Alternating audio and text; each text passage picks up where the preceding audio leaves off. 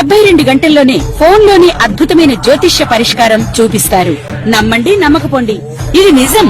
శ్మశాన కాళి రుద్ర చౌడీదేవి ఆరాధకులు నంబర్ 1 వశీకరణ స్పెషలిస్ట్. గురూజీ మనిషి పుట్టుక నుండి చనిపోయే వరకు వచ్చే అన్ని క్లిష్టమైన సమస్యలకు పరిష్కారం ఇక్కడ లభిస్తుంది. విద్య, ఉద్యోగం, వ్యవహారం, స్త్రీ ప్రేమ, పెళ్లి, సంతానం, స్త్రీ పురుష వశీకరణం, భూవశం, భార్యాభర్తల కలహాలు, కోర్టు సమస్యలు, విడాకుల సమస్యలు, చేతబడి, అప్పుల బాధ, ఇంకా మీకు ఎలాంటి సమస్యలు ఉన్నా 72 గంటల్లోనే శాశ్వత శ్రీ మహాగణాధిపతయ నమః. ఐం మహాసరస్వత్యే నమః. శ్రీ లలితాంబికాదేవియే నమః. రాశిఫలాల కార్యక్రమంలో భాగంగా ఈ ఫిబ్రవరి మాసమంతా కూడా ఎలా ఉండబోతుంది 12 రాసుల వాళ్లకు అని ఒక్కసారి మనం ఆలోచన చేసినట్టయితే, ఇక్కడ ముఖ్యముగా పంచగ్రహ కూటమి అనేటువంటిది కుంభములో ఏర్పడినటువంటి దాని వలన ఏ ఏ గ్రహాలు అక్కడ ఉన్నాయి అంటే రవి, చంద్రుడు, శుక్రుడు, రాహువు, బుధుడు, 5 గ్రహాలు కుంభములో ఉంటున్నాయి. అయితే ఈ స్థానం ఎవరిది? శనికి స్వక్షేత్రమైనటువంటి కుంభములో పంచగ్రహ కూటమి అనేటువంటిది ఏర్పడింది.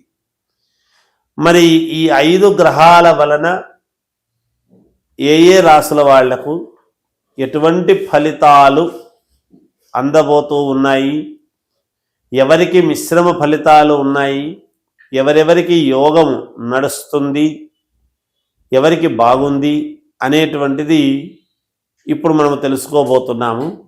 సరే, ఎలాగో మార్చిలో మనకు ఉగాది పండుగ అనేటువంటిది పంచాంగము చెప్పుకోబోతాం. కానీ మరి ఏ నెలకు ఆ నెలకు సంబంధించినటువంటివి అడిగినప్పుడు కొంచెము ఈ నెలంతా కూడా ఎలా ఉంది అంతవరకు అని తెలుసుకోవాలి అనేటువంటి ఉత్సుకతతో, కోరికతో అడుగుతున్నప్పుడు మరి అందరికీ తెలియజెప్పాల్సినటువంటి బాధ్యత ఉంది. కాబట్టి ఎవరెవరికి ఎలా ఉంది ఏమిటి అనేటువంటి విషయానికి వద్దాం. ఈ పంచగ్రహ కూటమి వలన ఎలాంటి యోగాలు ఉండబోతూ ఉన్నాయి, ఈ పంచగ్రహ కూటమి మళ్ళీ గ్రహాలు మార్పు వీటి వలన ఎలా ఉండబోతుంది అనేది ఇప్పుడు నేను సవివరముగా అన్ని రాసుల వాళ్లకు తెలియజేస్తాను. మిథున రాశి వారికి ఈ ఫిబ్రవరి మాసమంతా కూడా ఎలా ఉంటుంది అంటే చాలా యోగదాయకముగా ఉన్నది, అనుకూలవంతముగా ఉంది అని చెప్పవచ్చును. ఎందుకు ఈ మాట అంటున్నాను అంటే 9వ స్థానమైనటువంటి కుంభంలో పంచగ్రహ కూటమి అనేటువంటిది ఏర్పడినటువంటి దాని వలన, పైగా రాశిలో గురువు ఉండేటువంటి దాని వల్లను చాలా అంటే చాలా యోగదాయకముగా అద్భుతమైనటువంటి ఫలితాలు పొందబోతున్నారు. ఒక రకముగా అదృష్టవంతులుగా చెప్పవచ్చును. ఏది అనుకున్నా మీకు అనుకూలంగా జరుగుతాయి గాక, అనుకోకపోయినా గతంలో ఎప్పుడో అనుకున్నవి కూడా జరిగేదానికి అవకాశాలు ఉన్నాయి. ధనపరంగా కావచ్చు, కీర్తిపరంగా కావచ్చు, ఉద్యోగపరంగా కావచ్చు, ట్రాన్స్ఫర్లు అనుకూలవంతముగా కావచ్చు, ఏదైనా లోన్లు ఇట్లాంటివి పెట్టుకొని ఉంటే అవి కూడా వస్తాయి. గవర్నమెంట్కు సంబంధించినటువంటి వాటివి ఏవైనా మీకు అందవలసినటువంటివి గనక ఉంటే తప్పకుండా అందడానికి అర్హులుగా మీకు ఒక లైన్ క్లియర్ కావటం అనేటువంటిది జరగవచ్చును. కుటుంబ సభ్యులతో సంతోషముగా ఆనందదాయకముగా గడపటానికి ప్రయత్నం చేస్తారు. ఉన్నట్టుండి ప్రయాణాలు అనేటువంటివి పడవచ్చును. వాటి వలన మీకు మేలు జరుగుతుంది. చాలా సంతోషదాయకముగా ఆనందదాయకముగా ఈ మాసమంతా కూడా గడపడానికి ఎక్కువగా అవకాశాలు ఉన్నాయి. మిథున రాశి వారికి మీరు ఎవరి దగ్గర నుంచైనా డబ్బు రావాల్సి ఉంటే తప్పకుండా ఒక్కసారి ఫోన్ చేయంగానే డబ్బు తెచ్చిస్తారు.